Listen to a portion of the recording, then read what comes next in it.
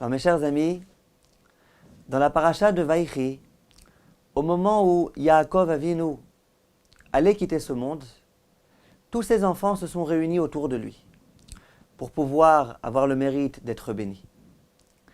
Et Yaakov a saisi ce moment-là, tellement puissant, pathétique, pour faire quelques remontrances à ses enfants.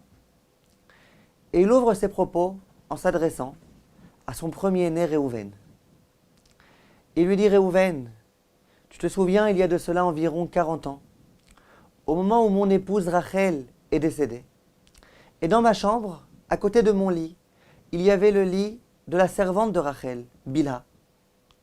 Et toi, ce jour-ci, sans trop réfléchir, tu as retiré le lit de Bilha et tu as mis à la place le lit de ta mère, de Léa. Comme pour dire, quoi, c'est pas suffisant que durant le vivant de ma mère Léa, Yaakov préférait Rachel. Maintenant, une fois Rachel décédée, il va préférer la servante à Rachel que ma propre mère. Eh bien, tu n'aurais jamais dû faire ça. Tu n'aurais jamais dû manquer de respect à ce point-là. Voilà ce que Yaakov va dire à son fils Réhouven. La question, bien évidemment, qui se pose: comment ça se fait que pendant 40 ans, Yaakov n'a rien dit à son fils, qu'il a conservé le droit du silence, et qu'au moment où il allait disparaître, c'est à ce moment-là qu'il se rappelle et qu'il rappelle à son fils des faits qui sont a priori déjà complètement passés aux oubliettes. Pourquoi il se réveille à ce moment-là? Rashi Akadosh s'est penché sur cette question-là. Et il donne l'interprétation suivante. Je vous demande de bien écouter. Chaque mot ici est précieux. Dit Rashi la chose suivante.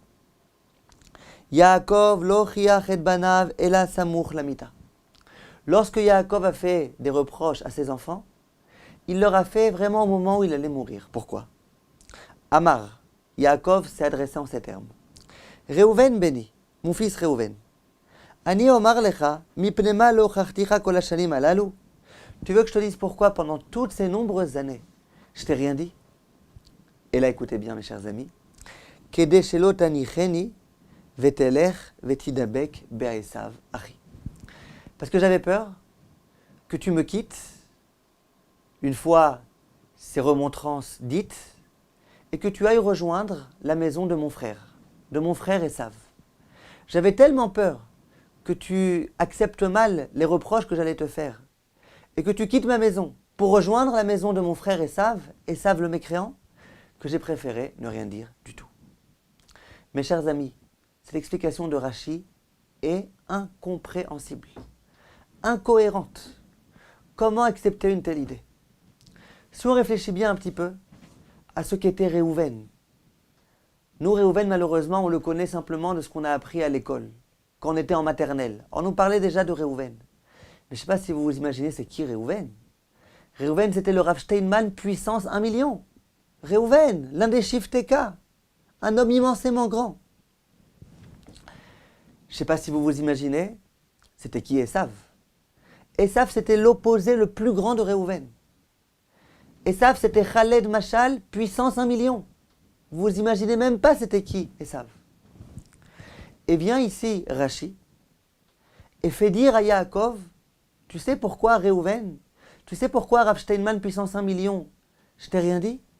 Parce que j'avais peur que si je te dise quelque chose, que tu claques la porte, que tu jettes ta Gemara par terre, que tu retires la kippa de ta tête, et que tu ailles rejoindre Khaled Mashal Imarchemo, puissance 1 million. Comment on peut accepter une telle idée? Même si Réhouven n'avait pas été très content que son père lui dise quelque chose, comment envisager l'impossible? Qu'il claque la porte de chez son père, qu'il aimait tellement, qui était le grand Yaakov Avinu, pour aller rejoindre Esav.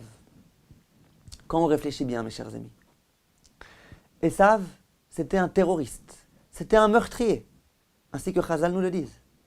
Réhouven, c'était l'inverse absolu. Réhouven, c'est le frère qui s'est complètement opposé à l'idée qu'on tue Yosef. C'est lui qui l'a sauvé des griffes de ses frères. C'est d'ailleurs la raison pour laquelle au moment où on va ériger les fameuses villes de refuge, qui vont avoir pour rôle de protéger des vies humaines, à quel endroit on va commencer par ériger ces villes? dit le Midrash, dans le domaine de Réhouven. Pourquoi? Toi, Réhouven, tu as procédé de la protection de ton frère, de la protection de sa vie. Eh bien, ces villes de refuge qui procèdent de la protection, c'est dans ton domaine à toi qu'on va les ériger en premier lieu. Réhouven, c'était l'inverse absolu de Esav. Si Esav, c'était un homme immoral, c'était un voleur, Réhouven, c'était l'inverse. Le jour où il va revenir des champs, avec ce petit bouquet de fleurs, là, les doudaïm, qu'il va amener à sa mère Léa, il est écrit dans la Torah à quel moment il l'a amené, dans une saison dans laquelle les champs étaient pleins de bonnes choses, pleins de récoltes. Demande les Mefarshim pourquoi on a besoin de nous dire qu'à ce moment-là, il y avait plein de récoltes dans les champs, pour bien mettre l'accent sur le fait qu'à ce moment-là, où il y avait tellement de bons légumes et de bonnes récoltes dans les champs, Réhouven, il aurait pu amener à sa mère du blé, de l'orge, des carottes. Pourquoi il a amené ces petits coquelicots-là, qui poussent dans les forêts, dans des endroits abandonnés? C'est pour bien nous dire que Réhouven n'a surtout pas voulu amener quelque chose dans lequel il y aurait le moindre doute que peut-être que ça appartient à quelqu'un. Effleurer le vol, c'était inenvisageable pour Réhouven.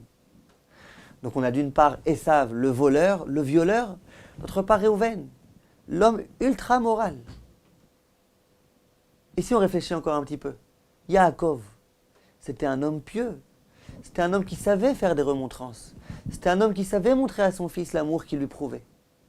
Alors comment on peut envisager que si jamais Yaakov, gentiment, avec le sourire, avait fait le reproche à son fils, le Gdol Réhouven, que peut-être que Réhouven aurait quitté son père pour aller habiter dans un endroit dans lequel il n'y a aucune morale, aucun derech eretz, tout l'inverse. Voilà la question qui se pose.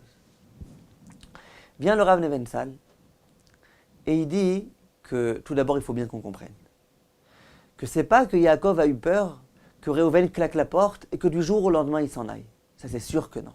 Yaakov Avinu, il savait bien que ça ne pourrait pas se produire une telle chose. On ne claque pas la porte quand on est de la dimension de Réhouven, sous prétexte que son père lui a dit quelque chose qui ne lui a pas tout à fait plu. Simplement, il a eu peur qu'au fur et à mesure, Réhouven se forge un nouveau chemin qui va aller dans la direction de Esav. Et que, lentement mais sûrement, il rejoigne la voie, l'école de pensée de Esav. Mais ça ne nous explique encore rien du tout. Comment il a pu avoir peur de cette chose-là? Et là, il donne un enseignement de première importance. Que chaque parent, chaque éducateur et chaque juif doit bien connaître. Écoutez jusqu'au bout pourquoi, vous allez bien comprendre. L'homme a besoin de considération. L'homme a besoin d'être estimé. Même les hommes les plus tzadikim, ils ont besoin de sentir malgré tout qu'ils sont appréciés. Ils ont besoin de sentir que ce qu'ils font, ils le font bien. Ils ont besoin d'avoir une autosatisfaction de ce qu'ils font. Lorsque les gens qui sont autour de moi me disent « Tu sais, j'apprécie ce que tu as fait », approuvent les comportements et les choix qui sont les biens, eh bien je me sens bien. Je me sens bien dans ma peau, je me sens à l'aise. Je sens que ce que je fais est conforme à ce que je devrais véritablement faire.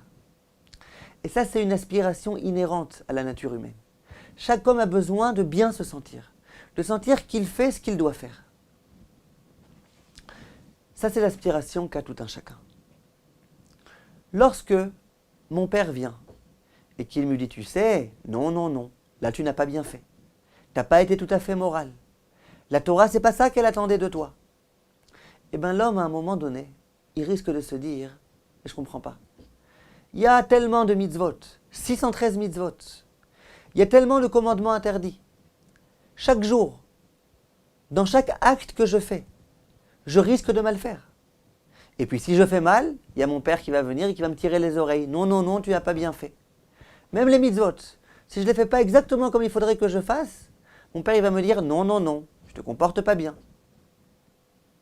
Eh bien l'homme, à un moment donné, il risque de sentir, c'est fatigant cette Torah. C'est fatigant. Pourquoi ? On risque sans arrêt de mal faire. On frôle à chaque fois la Avera. Et puis si jamais, à un moment donné, on faillit, on ne se comporte pas bien, on trébuche, et bien voilà. on se sent pas bien, et puis on a nos parents et nos enseignants et nos rabbinim qui sont là pour nous le rappeler. C'est un peu fatigant cette Torah. Si je n'avais pas eu de Torah, eh ben, j'aurais pas eu tellement de commandements qui viennent et qui me disent surtout, attention, hein, fais bien, comporte-toi bien. Face à ça, face à cette maison religieuse de chez Yaakov, il y a une autre maison. C'est la maison de Esav. Dans la maison de Esav, ce qui est super chouette, c'est que là-bas, on se sent toujours bien. Même quand on commet les pires crimes, on se sent bien. Le fils de Esav, il rentre à la maison, papa, tu sais, aujourd'hui, j'ai pas eu une bonne note à l'école. Ah, moi non plus, j'ai pas des bonnes notes. Et pourtant, regarde qui je suis devenu. Hein? T'inquiète pas. Et quand le fils rentre à la maison et qu'il dit, papa, tu sais, j'ai tué quelqu'un, par erreur. Le père, il s'éclate de rire, il dit, par erreur? Ah, t'es pas bien. Moi, je tue les gens en faisant exprès. Tu vois, tu te sentais pas bien parce que tu as tué quelqu'un par erreur? Sens-toi bien, qu'est-ce qui se passe? Tout est permis, tout est autorisé. Quoi que tu fasses, tu peux te sentir bien. Eh bien, chez Esav, malgré l'atmosphère anti-morale, malgré l'atmosphère d'iniquité qui règne, il y a malgré tout un aspect positif. C'est que chez Esav, on se sent toujours bien. Quoi qu'on fasse, on se sent bien. Même quand on dépasse toutes les limites, Esav est là, les bras grands ouverts, et il nous dit, allez viens, moi je t'aime tel que tu es. Tel que tu es, je t'aime et je t'apprécie. Eh bien, avouez mes chers amis, que ce mode de vie-là, qui est celui de Esav, c'est un mode de vie séduisant. C'est un mode de vie dans lequel, au moins, on se sent bien. On sait que ce n'est pas la façon dont on devrait se comporter, mais au moins, on se sent bien. Or, étant donné que l'homme a extrêmement besoin de bien se sentir, il a besoin de savoir, moi, je fais ce que je dois faire. Eh bien, si, dans la maison de Yaakov, on n'est pas capable de lui montrer, sache que ce que tu fais, c'est bien. Atab et Seder, comme on dit en hébreu, tu es bien, tu es dans la bonne voie. Eh bien, il risque malheureusement d'aller chercher ça ailleurs. Et ça a été l'angoisse qui a habité Yaakov.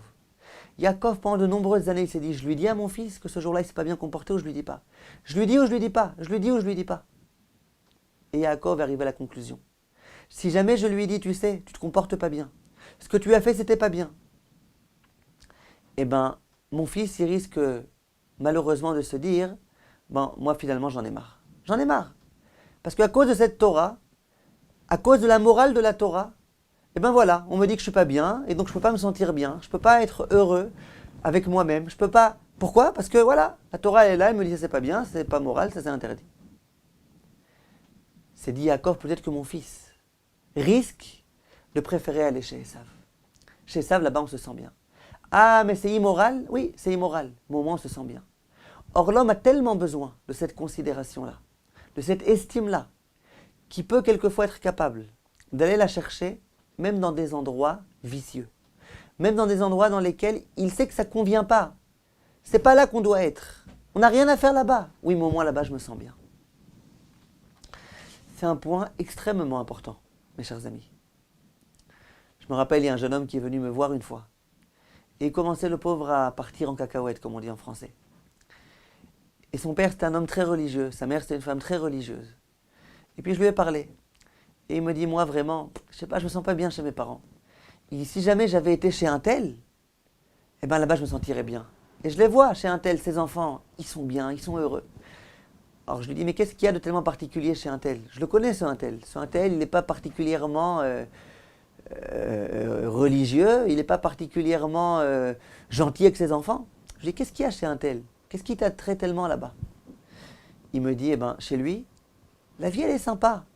Chez lui, quand on fait une blague, eh ben, il s'éclate de rire. Chez lui, on a le droit à table de faire des blagues. On a le droit à Shabbat de faire des blagues. On n'est pas obligé de parler que de livret Torah. Là-bas, c'est agréable. Et puis là-bas, même quand on fait des petites erreurs, il n'est pas là à nous dire non, non, non, le bon Dieu a interdit. Là-bas, c'est cool. Là-bas, on peut vivre tranquillement. Dire que chez mon père, c'est vrai qu'il est gentil, mon père, il a un bon cœur. Mais si j'ose faire une blague à la table de Shabbat, ah non, non, non. Attends, là, on est à la table de Shabbat. Attends, faut honorer la table de Shabbat. Et puis à chaque fois, c'est comme ça, une atmosphère austère, sérieuse. Moi, j'aime pas. Je me sens pas à l'aise. Je me sens comme ça, ligoté. Je me sens pas dans mon assiette. Ça, c'était la peur de Yaakov Avinu. On a posé la question, mais Réhouven, c'est un géant. Comment ce géant-là, il peut quitter la maison de Yaakov pour aller rejoindre le mécréant des mécréants? Réponse, Yaakov a eu peur. Il s'est dit, même le géant, il a besoin de considération. Et si jamais il pense qu'on ne lui donne pas suffisamment de considération, il risque d'aller chercher ailleurs. Mais pourquoi? Pourtant, il sait bien que chez Esav, il n'a rien à chercher. Il sait bien que là-bas non plus, il ne se sentira pas bien. Oui, mais là-bas au moins, on lui donnera la considération, qui est tellement vitale pour l'homme. Il est écrit dans le Midrash qu'un jour, Dieu va venir voir Yerovam ben Nevat.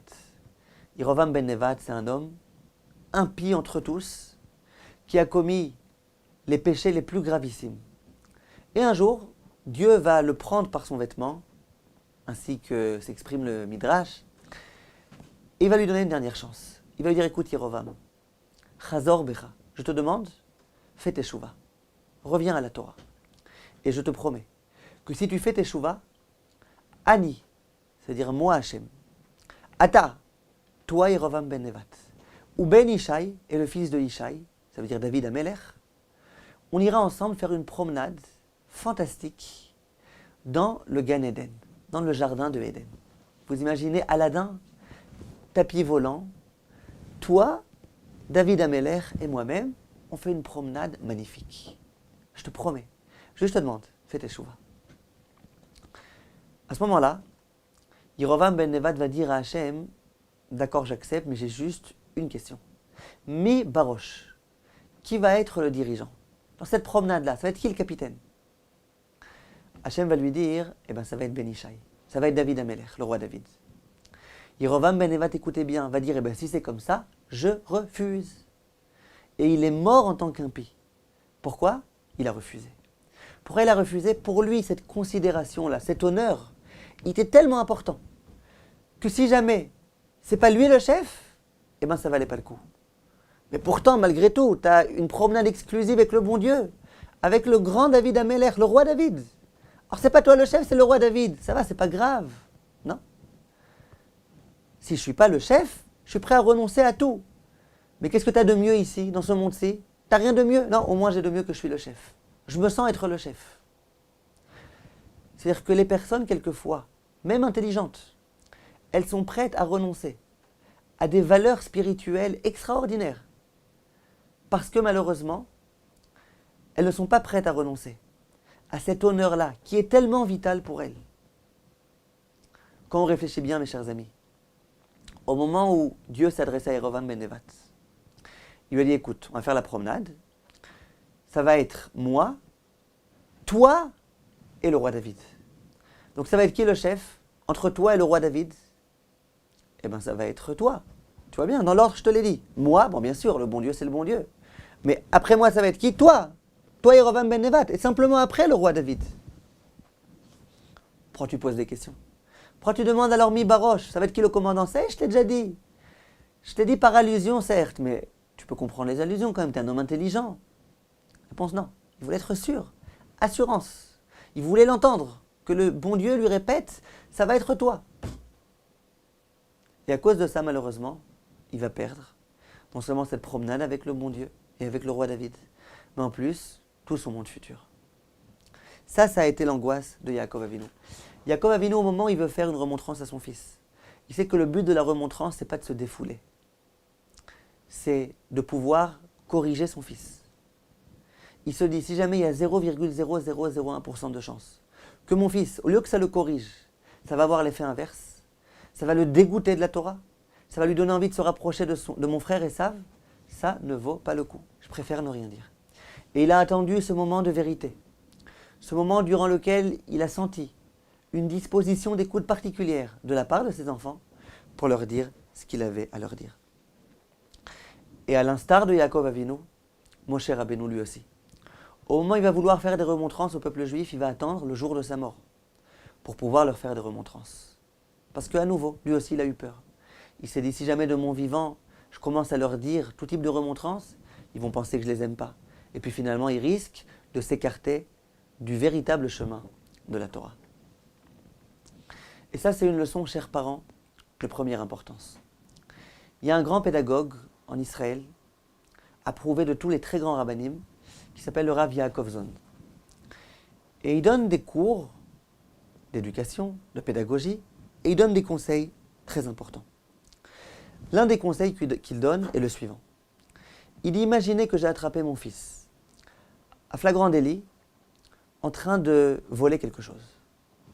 Alors, je l'ai attrapé en flagrant délit.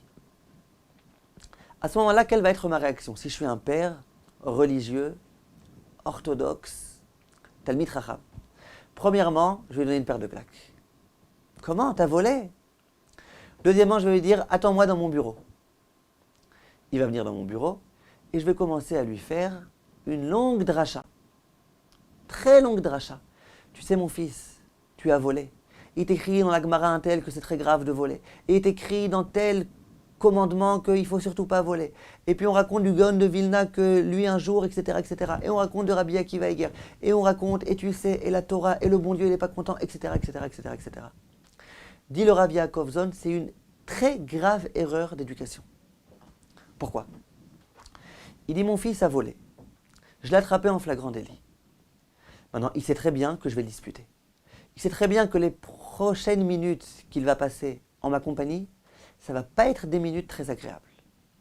Maintenant, mon fils, il a envie que je lui fasse des reproches, il n'a pas envie. Simplement, il sait qu'il n'a aucune échappatoire. Au moment où je lui dis, il vient dans mon bureau, le bureau dans lequel en général on étudie la Torah, le bureau dans lequel en tant que rave je reçois des couples. Alors mon fils il comprend. Ah d'accord, voilà. On va aller maintenant dans le Beth Midrash. C'est là-bas que je vais devoir essuyer ma punition. Il va déjà dans le bureau dans cet état d'esprit-là. À ce moment-là, il n'a qu'une envie, c'est de se boucher les oreilles. Mais il sait que s'il se les bouche, il va se prendre 3 claques. Or il ne se les bouge pas. Mais il n'est pas du tout en disposition d'écoute. Il n'a pas envie d'écouter. Il sait que ce qu'on va lui dire, ça ne va pas du tout être des propos de considération, mais tout le contraire. On va le blâmer. On va lui parler méchamment. Imaginez qu'à ce moment-là, on fait l'erreur de dire, tu sais ce qui est écrit dans la Gemara un tel? Eh bien immédiatement, association d'idées. Dans son esprit, Gemara un tel, ça va être le mauvais quart d'heure qu'il a passé avec son père. Et quand on va lui dire, tu sais le Gaon de Vilna, ce qu'il avait dit? Ah ouais, d'accord. Ce Gaon de Vilna, j'aurais préféré qu'il ne soit pas ce Gaon de Vilna. Parce qu'il est là maintenant, pendant un quart d'heure, mon père, il me dit Gaon de Vilna, Gaon de Vilna, Gaon de Vilna. Et quand on lui parle du bon Dieu, ah c'est ça le bon Dieu. Ça le bon Dieu. Le bon Dieu c'est t'as pas bien fait, t'as pas bien fait, t'as pas bien fait. Mais j'en ai marre de tout ça, j'en ai ras-le-bol de tout ça. Si ce que je souhaitais faire, c'était donner envie à mon fils de ne plus voler, eh ben c'est l'effet inverse malheureusement que je vais avoir. À savoir, je vais faire prendre conscience à mon fils que quand tu voles et que quand tu te comportes pas bien, eh ben voilà, la Torah elle est contre toi, et le Gaon de Vilna est contre toi, et le bon Dieu est contre toi. Bref, je vais donner à mon enfant l'impression que la Torah elle est embêtante, que la Torah c'est des remontrances les unes après les autres. Et c'est pas ce qu'on souhaite. Alors que faire? Mon fils a volé, tu veux lui donner une paire de claques, donne-lui une paire de claques. Si tu veux, c'est pas notre sujet maintenant. Mais en tous les cas, tu t'arrêtes là. Tu dis, je te donne une paire de claques parce que tu as volé. Et tu sais qu'un homme, en tant qu'humain, ça vole pas. Comment tu voles quelque chose? Quelqu'un s'est fatigué, tu lui voles? Pas parce que c'est écrit dans la Torah. Quel rapport avec la Torah? Et quoi, un non-juif, il peut voler? C'est logique, c'est moral. Pas parce que la Torah est le bon Dieu, les Gaon de Vilna et la Gemara un tel. Parce qu'on ne vole pas. Un point, c'est tout. Et c'est pas la peine de parler pendant une demi-heure. Tu lui donnes une claque et tu lui dis, il ne faut pas voler. Un point, c'est tout. Par contre, le jour où ton fils va se trouver dans une situation où il aurait pu voler, il a trouvé un objet dans la rue, il aurait pu le voler, personne n'aurait su. Et au lieu de faire ça, il essaye d'accomplir la mitzvah de Hashavat Aveda, de restituer l'objet à celui qui l'a perdu. Alors là, prends-le, dans ton bureau, dans le Beth Midrash, et dis-lui, mon fils, je suis fier de toi. Amène-lui une poignée de bonbons.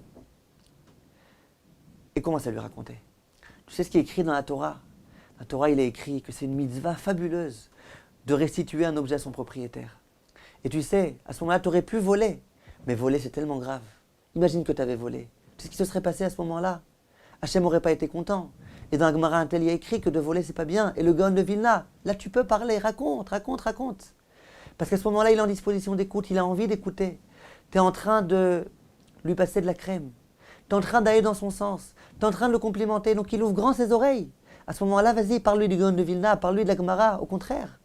Dans son esprit, maintenant, le Gaon de Vilna, c'est quelqu'un qui va dans mon sens, c'est quelqu'un qui m'aime. C'est quelqu'un grâce auquel je reçois des compliments de mon père. Ces compliments dont j'ai tellement besoin.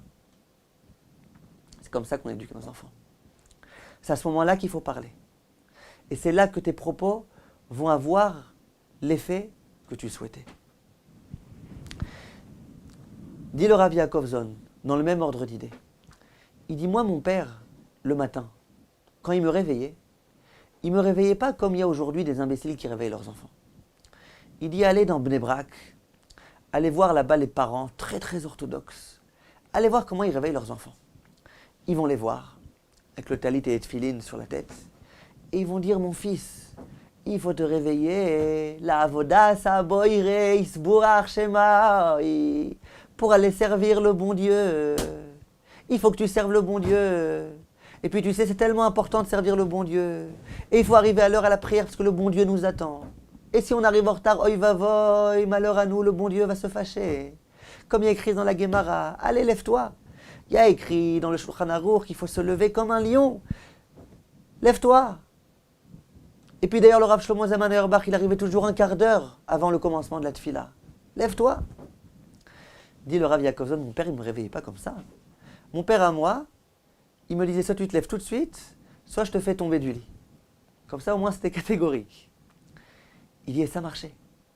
Il dit, maintenant, quand je lui demandais, mais papa, pourquoi tu es tellement catégorique? Il disait, dis-moi, tu veux réussir dans ta vie ou pas? Un homme qui est fainéant, il ne réussit pas dans sa vie. Un chauffeur de bus qui est fainéant, il ne réussit pas dans sa vie. Il va arriver en retard au travail, il va se faire renvoyer. C'est pas la peine de dire, si tu veux devenir un gdol ador, il ne faut pas que tu sois fainéant. C'est pas la peine de dire, le bon Dieu va se fâcher si tu ne viens pas à l'heure. Dis à ton fils, tu veux être un homme, tu veux réussir dans ta vie, lève-toi. Il dit pourquoi? À nouveau pour la même idée. Quand je viens voir mon fils et que je lui dis, tu sais pourquoi il faut que tu te lèves tôt? Parce que sinon le bon Dieu va se fâcher. Parce que c'est comme ça, c'est important. Alors, mon fils, dans sa tête, il va se dire, ah d'accord, c'est parce que je suis juif religieux qu'il faut que je me lève tôt. C'est mon père qui me le dit. Pourquoi il faut que tu te lèves tôt? Parce qu'il y a le bon Dieu qui t'attend, parce que si tu arrives en retard, parce qu'il y aura Rav Shlomo Zalman Auerbach et compagnie. Déduction logique. Si jamais je n'avais pas été religieux, que je n'avais pas été obligé d'aller à la prière, eh ben, j'aurais pu faire une grasse matinée. Donc automatiquement, association d'idées, la Torah c'est saoulant. Parce qu'à cause de la Torah, il faut se lever tôt le matin. Et s'il n'y avait pas eu de Torah, j'aurais pu faire une grasse matinée. Donc la Torah, c'est saoulant. C'est ça l'image qu'on a envie de donner à nos enfants de la Torah. C'est comme ça qu'on pense qu'on va réussir à faire d'eux des vrais Talmidei Chachamim, des gens qui auront envie de s'investir à fond pour leur Torah. Non. Si par contre tu dis à ton fils, il faut te lever tôt parce qu'il faut te lever tôt. Un point, c'est tout. Même si tu n'avais pas été juif, je t'aurais dit de te lever tôt. Même si tu n'avais pas été religieux, je t'aurais dit de te lever tôt. Alors là, l'enfant est véritablement éduqué. Il est éduqué à ce que tu veux réussir, tu te lèves tôt. Sans association inutile et non nécessaire. On m'a interrogé récemment. Est-ce que c'est bien d'offrir des cadeaux à Hanouka aux enfants? Est-ce que c'est bien ou pas? Est-ce que ça n'a pas par hasard été copié un petit peu d'une autre fête non juive? C'est pas tous les jours Hanouka. Alors, j'ai essayé de répondre à la question. Et entre autres choses, j'ai dit, regardez, ce qui est sûr, c'est qu'on n'a rien à perdre à offrir des cadeaux. Au contraire. Le Shulchan Aruch écrit que pendant Yom Tov, c'est bien de réjouir toute la famille. Le père lui-même, le chef de famille, comment il se réjouit? Il mange une bonne viande, il boit un bon vin, et puis là, il peut bien se réjouir. Sa femme, comment il la réjouit? Il lui offre des beaux vêtements, des bijoux. Et les enfants, comment on les réjouit? On leur offre des cacahuètes. À l'époque, il n'y avait pas de bonbons. Les enfants, ils se contentaient, ils étaient joyeux avec des cacahuètes. Et ça, Shulchan Aruch explicite. Siman Tav Kuf Kaftet, c'est ce qui est écrit dans Shulchan Aruch. Donc, dans le même ordre d'idées, c'est vrai que ce Shulchan Aruch parle de Yom Tov. Et pour Hanouka, pourquoi pas? Hanouka offre des cadeaux à tes enfants. Comme ça, que va-t-il se passer? Dans l'esprit des enfants, immédiatement, quand ils vont penser à Hanouka, ils vont se rappeler des cadeaux. Les cadeaux de papa, les cadeaux de maman. Hanouka, c'est une fête super sympa, on reçoit des cadeaux. Au lieu que dans leur esprit, Hanouka, ce soit synonyme de, je ne sais pas exactement quelle chose embêtante, non, Hanouka, c'est complètement joyeux. D'ailleurs, on est super joyeux à Hanouka, on attend cette fête avec impatience. La fête durant laquelle on reçoit des cadeaux. On a tout à gagner. il faut faire extrêmement attention à ça. On souhaite éduquer nos enfants. On souhaite qu'ils suivent notre chemin. À nous d'être à la hauteur. À nous d'être à la hauteur et de bien leur montrer. La Torah, ce n'est pas quelque chose d'embêtant. La Torah, ce n'est pas quelque chose qui va vous pourrir la vie. Au contraire. Avec la Torah, vous pourrez être joyeux. Le Rav Moshe Feinstein, c'était une sommité du peuple juif qui habitait en Amérique. À l'époque, en Amérique, ce n'était pas tellement évident de pouvoir observer le Shabbat. Et généralement, lorsque un juif voulait commencer à travailler quelque part, qu'il était embauché, il était embauché pour dimanche, lundi, mardi, mercredi, jeudi. Et puis vendredi, lorsqu'il disait à son patron, tu sais, cher patron, maintenant je dois partir, c'est Shabbat. Le patron lui disait au revoir et à jamais. T'as plus qu'à aller chercher un autre emploi. Moi je veux pas de toi, c'est quoi ces histoires Shabbat? Tu rigoles ou quoi? Et voilà que l'homme devait rentrer à la maison alors qu'il était licencié. Et en sachant que lundi prochain, il devrait rechercher un nouvel emploi. Dit le Rav Moshe Feinstein, moi j'avais 2 voisins. Les 2, c'était des juifs religieux, on va dire du même niveau de religion à peu près, grosso modo. Il y en a un, ses enfants, c'est tous devenus des immenses Talmidei Chachamim. Ces filles, elles se sont toutes mariées avec des Talmidei Chachamim, c'était des femmes tzadikot, vraiment extraordinaires. Il dit l'autre, c'était son voisin de palier. Il avait le même niveau exactement, il travaillait le même nombre d'heures. Et bien lui, malheureusement, tous ses enfants ont mal tourné. Il dit, est-ce que vous savez pourquoi? Est-ce que vous voulez que je vous explique pourquoi? Il dit, je vais vous expliquer, c'est pas compliqué. Les 2 travaillaient dans le même genre d'endroit. Et les 2, le vendredi, malheureusement, ils étaient renvoyés. Vous ne voulez pas de gens qui travaillent que jusque vendredi, et qui vendredi après-midi et Shabbat ne se trouvent pas au travail. Il dit le premier, quand il rentrait à la maison, le vendredi, il rentrait, il prenait le verre du kidouche, et avec beaucoup de joie, il s'adressait à sa famille. Et il leur disait, vous savez, maintenant on va faire le kidouche. On va sanctifier la reine qui s'appelle le Shabbat. Ce grand jour-là. Vous savez comment il est gros ce jour, comment il est grand, comment il est précieux, comment il est important? Moi j'ai été prêt à renoncer à mon emploi pour pouvoir observer ce jour. Apprécier un peu la grandeur de ce jour. Et je suis joyeux de l'avoir fait. D'avoir montré à Hachem combien je tiens à observer ce grand jour de Shabbat. Et puis il disait à ses enfants, regardez, ça va pas être facile, maintenant on va devoir chercher un autre emploi. Mais voilà, le Shabbat Mekor HaBeracha. C'est la source de toutes les bénédictions. Je suis confiant, Hachem m'aidera. Mais il n'y a rien de plus fabuleux que d'avoir été prêt à renoncer à la Parnassa pour pouvoir observer le Shabbat. Et le père était vraiment comme ça, joyeux, resplendissant de bonheur. Il dit l'autre, il rentrait à la maison. Il faisait le kidouche, il avait l'air tout tristouné, tout penaud. Il disait à ses enfants, vous savez, je suis angoissé. J'ai une fois de plus été renvoyé. Je ne sais pas ce qui va devenir. Je ne sais pas si lundi je retrouverai un autre emploi. Je ne sais pas si on aura de quoi manger. Mais c'est comme ça. Dieu a dit qu'il fallait observer Shabbat, on observe. C'est vrai que c'est dur, c'est vrai que c'est insupportable. Mais c'est Dieu qui a dit, il n'y a pas d'autre choix. Il dit dans le premier cas, les enfants ont compris que le Shabbat c'est la chose la plus précieuse qui soit au monde. Et bien eux aussi, ils auront envie de pouvoir observer ce Shabbat. Dans le deuxième cas, on voit un père triste, déprimé, qui est déprimé à cause du Shabbat. Il faut dire les réalités telles qu'elles sont. En tous les cas, c'est l'impression que le père donne. Si jamais il n'y avait pas eu de Shabbat, j'aurais eu un emploi, j'aurais eu une parnassa. À cause de Shabbat, j'ai dû renoncer à tout ça. Maintenant le père, qu'est-ce qu'il dit? Il dit, ouais, mais il n'y a pas d'autre choix. Il n'y a pas d'autre choix, le Dieu a dit, le Dieu a dit. Pas d'autre choix. Le fils, il va se dire, moi j'ai un autre choix. Je peux être non religieux, comme il y a plein de gens qui sont non religieux et qui ont le choix. Or toi, mon père, d'accord, toi tu as une conscience religieuse, orthodoxe, mais moi je fais ce que je veux. Et c'est finalement ce qui s'est passé. Si la Torah est tellement difficile, est tellement insupportable, que le Shabbat, il est à l'origine de tellement de problèmes, eh bien moi, je renonce au Shabbat. Et c'est ce que ces enfants ont fait. En tant qu'éducateur, la leçon qu'on doit donner à nos enfants, c'est sache que la Torah c'est agréable, qu'on ne perdra rien d'une observance à 100% du Shabbat. Et ça, mes chers amis, c'est ce qu'il faut que l'on sache.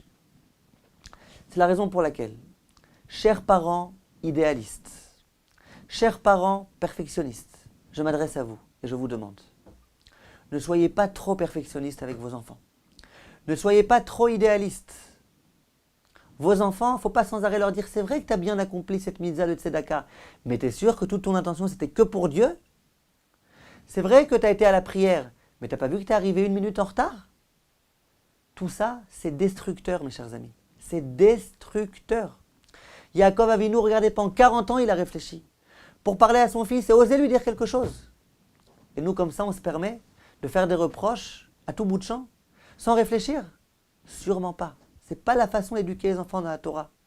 Éduquer les enfants dans la Torah, c'est leur dire, soyez contents, je vous accepte tel que vous êtes. Appréciez un petit peu la grandeur de ce que vous faites. Tu as été à la prière, kol hakavod, c'est parfait, c'est fabuleux. C'est de cette façon-là qu'on donne à nos enfants envie de rester juifs religieux.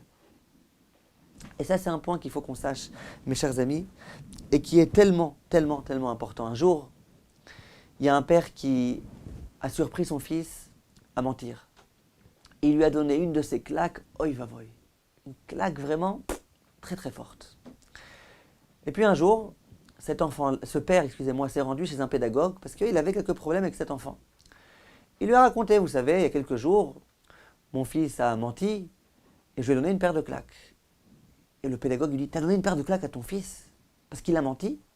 Mais t'es fou ou quoi? Je lui dis non. Moi je pense que c'est normal. Il dit pourquoi? D'où est-ce que tu tires que pour un mensonge, la sanction à donner, c'est une paire de claques tellement forte? Il dit je le tire du Chafetz Chaim. Le Chafetz Chaim, on raconte qu'un jour il a surpris son fils à mentir et qu'il lui a donné une paire de claques. Or l'enseignant, le pédagogue lui dit, ah ben d'abord Saha, je ne savais pas que tu te prenais pour le Chafetz Chaim. Il dit mais en plus tu ne te rends pas compte un petit peu de l'illogisme de ce que tu fais. Le Chafetz Chaim, c'était un homme qui adorait ses enfants. Il étudiait la Torah avec ses enfants avec une telle délectation que le fils sentait que son père l'aimait et l'adorait. Il dit le Chafetz Chaim, il était tellement agréable. Quand il faisait une remontrance à son fils, il lui montrait tellement combien il voulait le bien de son fils. Même les claques du Chafetz Chaim, c'est des claques pleines de caresses, pleines d'affection et d'amour. Il dit, toi, tu vois même pas tes enfants. Tu rentres le soir, ta femme elle te dit aujourd'hui il faut régler le compte de un tel, et t'arrives paf, paf, paf, paf. Tes enfants ils savent même pas que tu les aimes. Toi tu te permets de donner des claques parce que le Chafetz Chaim donnait des claques, t'as pas honte. C'est l'idée qui se cache ici. À savoir, nos enfants, ils ont besoin de sentir qu'on les aime, qu'on les apprécie. Si à chaque fois que je mange c'est une claque, elle m'a saoulé cette Torah. Et pourquoi la claque en plus? Parce qu'il est écrit dans la Torah qu'il ne faut pas mentir. Mais j'en ai marre de cette Torah. Si par contre l'éducation qu'on donne à nos enfants, c'est de leur dire, sache que regarde comment Dieu est fier de toi. Regarde aujourd'hui comment tu as bien accompli ce que tu as accompli. Regarde comment je suis fier de toi, mon cher fils. Et de cette façon-là, on peut éduquer nos enfants. Le Rav Yaakov Zon raconte qu'un jour, il y a un père qui s'est plaint et qui lui a dit, vous savez, ma fille, elle n'aime pas réciter les bénédictions. Il dit d'ailleurs, moi je lui ai donné un bonbon et je voulais vraiment lui donner un bonbon, lui offrir un bonbon, j'avais envie de lui faire plaisir. Elle a pris le bonbon et puis elle allait le manger sans faire la bénédiction. Je lui ai dit, écoute ma fille, il faut faire la bénédiction. Elle n'a pas voulu. Et ben moi, qu'est-ce que j'ai fait? Je lui ai repris le bonbon, je lui ai confisqué. Le Rav Yaakov Zon lui dit, ah c'est comme ça que tu éduques ta fille? Ah moi je vais te montrer comment j'aurais fait avec ta fille. Amène-la moi ta fille. La fille arrive devant le Rav Yaakov Zon et le Rav lui dit, écoute, j'ai envie de te donner un bonbon. Tiens, prends le bonbon. Fais maintenant la bénédiction. La fille elle fait comme ça, vous savez comment ils font les enfants. Non, j'ai pas envie de faire de bénédiction. Alors le Rav il lui dit, écoute, chère fille, écoute-moi bien. Le bonbon, je te l'ai donné. Je te l'ai donné parce que je t'apprécie, parce que j'ai envie de te réjouir, et donc il est hors de question que je te le reprenne. Ce bonbon t'appartient, il est à toi. Simplement, tu comprends qu'on n'a pas le droit de manger un bonbon sans réciter de bénédiction. Donc regarde, garde-le le bonbon. Au moment où tu auras envie de réciter la bénédiction, eh ben, tu réciteras la bénédiction et tu mangeras le bonbon. C'est même pas la peine de me le dire. Moi, je te fais confiance. Je sais que tu mangeras le bonbon en ayant, au préalable, récité la bénédiction qu'il convient de réciter. La fille, d'accord. Après, il lui dit, le Rav, juste j'aimerais te poser une question. Est-ce que tu sais ce qui se passe dans le ciel au moment où toi, petite Déborah, tu récites une bénédiction. La petite, elle dit non, je ne sais pas. Il dit, je vais te raconter, c'est pas compliqué. Dans le ciel, il y a Dieu qui se trouve en haut, avec des milliers, des milliards d'anges qui sont en train de jouer de la musique, de louer Akadosh Baruch Hu. Et puis toi, tu es en bas comme ça, avec ton petit bonbon, et tu t'apprêtes à réciter la bénédiction de Sheakol. Et bien dans le ciel, Dieu s'adresse à tous ces milliers, ces milliards d'anges. Et il leur dit, chut, arrêtez tous les chants, arrêtez toutes les louanges, parce que maintenant j'ai une fille, ma fille à moi, ma petite Déborah, qui va s'apprêter à réciter une bénédiction. Et j'ai envie de pouvoir entendre chaque mot qui va sortir de sa bouche. C'est un véritable régal pour moi, encore plus que vos chants à vous, vous les anges. Chut, faites le silence. Et puis chaque mot que tu récites, Dieu, il écoute comme ça, il a les oreilles grandes ouvertes, et il est joyeux, il est ému, il est fier de toi, il te remercie. Et il continue comme ça à expliquer un petit peu à la fille combien Dieu est heureux de chaque bénédiction qu'elle récite. Il dit, à peine j'avais fini mon discours, la fille, elle a pris le bonbon, elle l'a ouvert, et elle a récité avec énormément d'intensité, Baruch Ata Hashem Elokeinu, etc. Parce que c'est de cette façon-là, mes chers amis, qu'on éduque nos enfants. Il ne faut pas faire trop de reproches, il faut surtout faire des compliments. Il ne faut pas trop sans arrêt mettre l'accent sur si tu commets tel avéra, voilà le châtiment qui t'attend, voilà le Gehinnom qui t'attend. Beaucoup plus dire, regarde le mérite que tu as d'avoir accompli des mitzvot. Regarde le salaire que tu vas recevoir. Regarde comment Dieu est fier de toi. Regarde comment tu réjouis tes parents. Regarde comment tu réjouis ton environnement. C'est ça qui est important. C'est cette façon-là qu'on s'adresse à nos enfants. C'est cette façon-là qu'on peut les éduquer. C'est cette façon-là qu'ils se sentiront à l'aise à la maison. Quand ils sont à l'aise à la maison, il n'y a aucune raison qu'ils aillent chercher ailleurs. Il n'y a aucune raison qu'ils aillent chez Esav. Tout est tellement bien, tellement à l'aise, tellement agréable à la maison. Ça veut dire qu'il ne faut jamais rien dire. En tous les cas, il faut bien réfléchir. Le conseil que je donne en général aux parents, je leur dis, allumez un enregistreur, un petit MP3. Mettez-le dans une des pièces de la maison, en général la pièce dans laquelle il y a beaucoup de passages, et puis oubliez-le. Revenez au bout d'une semaine, écoutez pendant toute la semaine. Combien de fois vous avez fait des compliments à vos enfants? À chaque fois, vous notez. 1, 2, 3, 4, 5, 6, 7. Et combien de fois vous avez fait des reproches à vos enfants? Combien de fois vous leur avez hurlé dessus? Combien de fois vous leur avez dit, c'est pas bien ce que tu as fait? Non, non, ne fais pas, non. Et vous allez voir. S'il y a beaucoup plus de compliments que de reproches, c'est bon, vous êtes sur la bonne voie. Si malheureusement il y a autant de compliments que de reproches, ou malheureusement beaucoup plus de reproches que de compliments, c'est pas bon. Simplement, tant qu'on ne met pas de MP3, tant qu'on ne met pas d'enregistreur, on n'est pas conscient, on ne s'aperçoit même pas de ça. Parce que nous, on a l'esprit idéaliste, selon lequel il faut vraiment que tout soit bien fait. Et on n'a le droit à aucun manquement, à aucune erreur. Mes chers amis, il ne faut pas y détruire nos enfants. Et ça, c'était un point important. Et ça a été toute l'idée de Yaakov Avinu. Yaakov Avinu a eu très peur d'écarter son fils de lui-même, en ne lui donnant pas toute la considération dont il avait envie, en lui donnant pas l'impression, l'image que la Torah, ça ne peut procurer que du bonheur. Il a préféré ne rien dire. Au moment où il allait mourir, il a senti que son fils pouvait entendre le message. Là, il lui a dit, sache que c'est sûr que tu étais un grand homme, que tu as tout bien fait, mais il y a un jour, malgré tout, quelque chose que tu aurais pu mieux faire. J'aimerais juste, mes chers amis, terminer en vous disant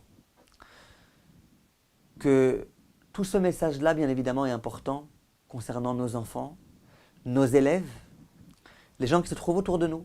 On a envie de rapprocher les gens de la Torah. Et bien, il faut être capable de leur faire des compliments. Il faut être capable de leur montrer la beauté de la Torah. Mais c'est vrai aussi, mes chers amis, concernant nous-mêmes. À savoir, si on veut, Bezrat Hashem, être des bons juifs, si on veut avoir une assurance qu'on restera toujours des bons juifs, qu'on restera toujours dans le chemin de la Torah, il faut faire attention à s'auto-complimenter, à se sentir satisfait du bien qu'on commet, qu'on accomplit, à ne pas sans arrêt se focaliser que sur le mal qu'on a fait, mais au contraire, à se focaliser sur le bien qu'on a eu le mérite de faire. Pourquoi? Pour la même raison. Si jamais sans arrêt je me sens mal, Parce qu'aujourd'hui, c'est vrai que j'ai prié, mais je suis arrivé un peu en retard à la prière. C'est vrai que j'ai étudié, mais à un moment donné, je me suis interrompu pour répondre au portable. C'est vrai que. Et bien finalement, je vais mal me sentir. Or, on a dit, l'homme a besoin de bien se sentir. L'homme a besoin d'être considéré aux yeux des autres et à ses propres yeux en premier lieu. Lorsque je me dis je me sens pas bien parce que j'ai mal accompli tel mitzvah, j'ai mal accompli tel mitzvah, la Torah n'est pas contente de moi, Dieu n'est pas content de moi, et bien dans mon esprit, si je me sens pas bien, si je suis pas épanoui, c'est parce que il y a Dieu ici qui est là et qui a un certain nombre d'attentes de ma part. Mais si Dieu n'était pas là, s'il n'y avait pas de Torah, si j'étais comme les non-religieux, je serais senti très bien. J'aurais aucune culpabilité. Eh bien, il y a beaucoup de gens malheureusement qui ont quitté la Torah à cause de ça. Soit eux, soit leurs enfants, mais très rapidement. Pourquoi ? Si on ne se sent pas bien avec la Torah, il n'y a aucune raison qu'on arrive à tenir le coup. Tenir le coup, c'est quand on se sent bien avec la Torah. Et on ne peut se sentir bien que si on est heureux du bien qu'on fait. Et que si on n'est pas sans arrêt en train de ressasser le mal que malheureusement, quelquefois, par inadvertance ou quelquefois même sciemment, on a commis. Et ça, c'est un point important. Pour être sûr de pouvoir rester des bons juifs pendant toute la vie, il faut bien travailler sur ce point-là. Il faut être joyeux des mitzvot. Il faut sans arrêt se réjouir. Il y en a qui disent, non, les mitzvot que j'ai accomplis, c'est la normale. Je suis un serviteur de Dieu, c'est le minimum que j'accomplisse les mitzvot comme il se doit. Par contre, la avérote, c'est là qu'il y a un problème. Si je commets des avérotes, c'est gravissime. Nous, il faut qu'on fasse l'inverse. Il y a des avérotes, ça peut arriver. On se reprend en main. On fait ce qu'on doit faire. Mais l'essentiel, c'est pas ça. L'essentiel, c'est toutes les mitzvot qu'on a le plaisir, le bonheur d'accomplir tous les jours. On aide les gens. On fait de la tzedaka. On va rendre visite à des gens malades. On prie. On récite des bénédictions. On fait Asher Yatzar. On donne aux autres. Non, combien de belles choses on fait toute la journée. Alors, de se concentrer sans arrêt que sur le mal qu'on a fait, c'est malheureusement commettre une grave erreur, regarder les choses de façon complètement fragmentaire et disproportionnée, et c'est mauvais. Le moussard de tous les temps, et en particulier dans notre génération, c'est le moussard dans lequel on dit « Arrête sans arrêt de lire les punitions qui t'attendent pour les péchés que tu as commis. » Mais au contraire, regarde le salaire qui va t'attendre. Regarde la satisfaction que tu procures à Dieu pour les bonnes choses que tu fais. Mes chers amis, merci de votre attention et à bientôt. Kol Tov.